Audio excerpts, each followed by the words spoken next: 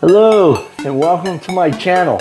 Today I thought we would look at a drill press with no motor, totally manual. Let's get into that. That's right, you heard me right, no motor at all. It's completely manual. Cranks for downfeed, cranks for the spindle. It is fantastic. Might want to take a look at this drill press. Let's get into that. Here it is up here. It's all hand crank. This is all hand fed drill press. Here, let me bring it down and I'll show it to you. It's a swivel vise. It has a keyless chuck on it. It's my up and down feed. So as I'm turning this, I could down feed it. It has like a Acme thread back here. I really like the craftsmanship in this thing. Up, down.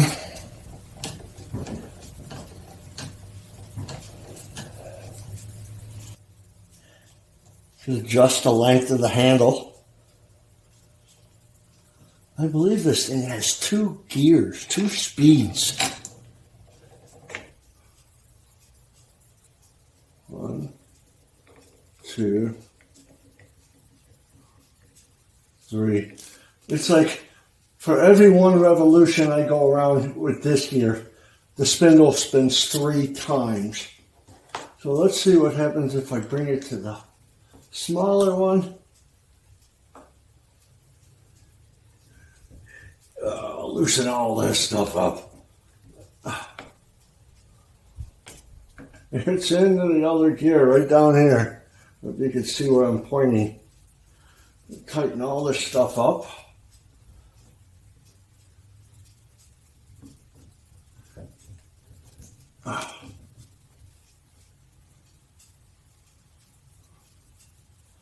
Right here.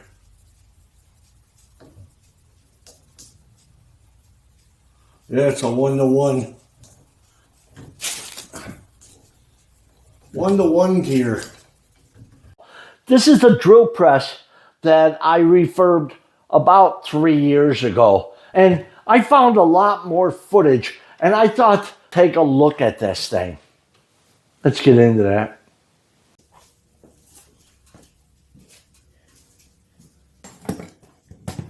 This drill press right here. Let's see, that was a Miller's Falls Company drill press from 1900.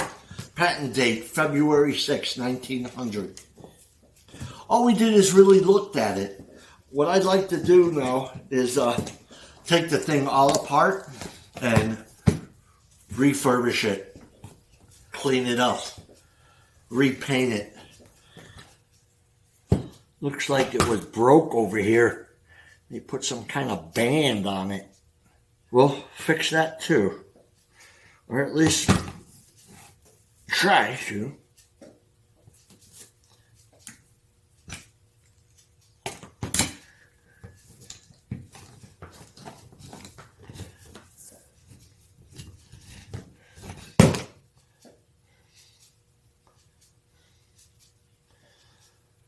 Put this in the lathe, polish this all up.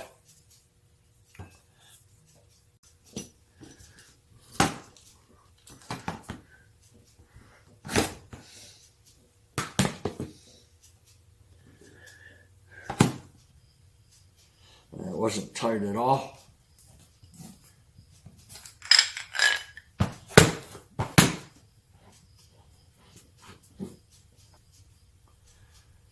Okay.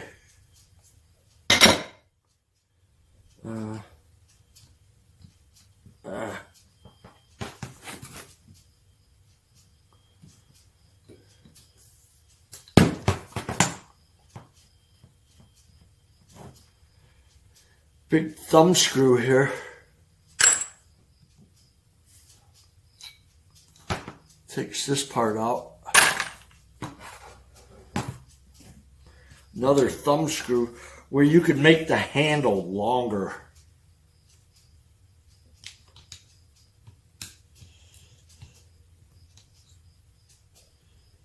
You make the handle a lot longer here.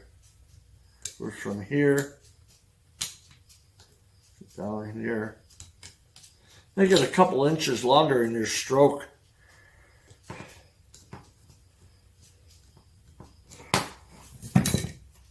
Another thumb screw.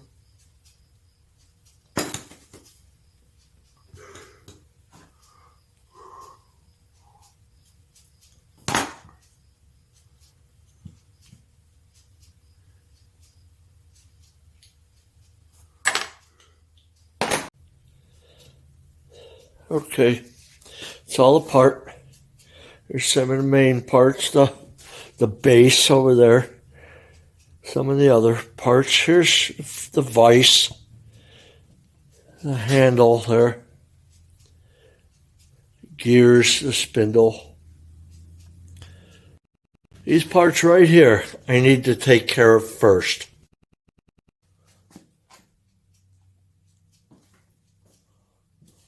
This is all chewed up around here. All from drills hitting it. I don't know how much I'm going to try to fix it other than just clean it up. I'm just going to put these on the side and let them soak in here.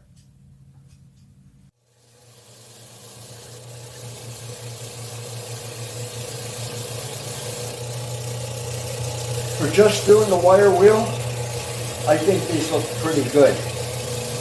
I think we should go over to the sandblaster, see if we can get some of this paint off, and it's ready for primer.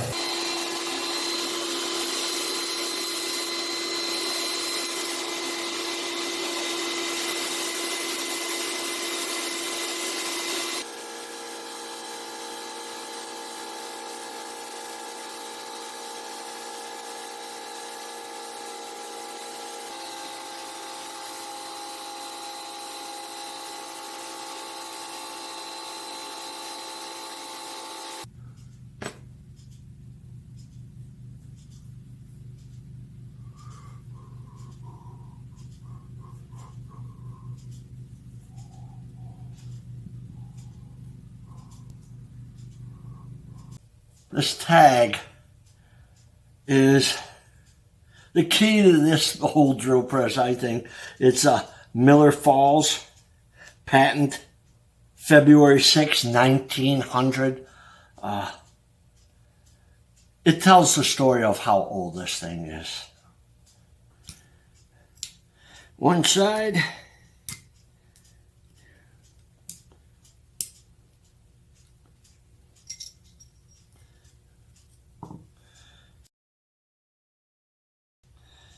I'm going to have to clean this up. It's like raised lettering. What I thought I was hoping to do was get this nice and flat, spray paint it like red or something, and then rub it on some emery cloth and bring that brass out again. That might be asking too much, but that's what I'm going to try.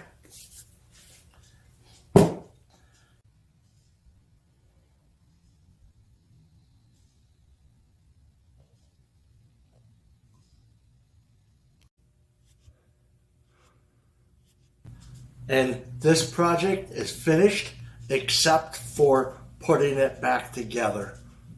I think I may put it back together off camera and just show you guys when it's all finished.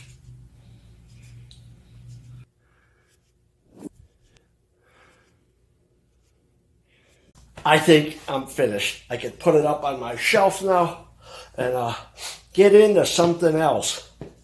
But as far as this video goes, and this project, it's a wrap. So until next time, enjoy.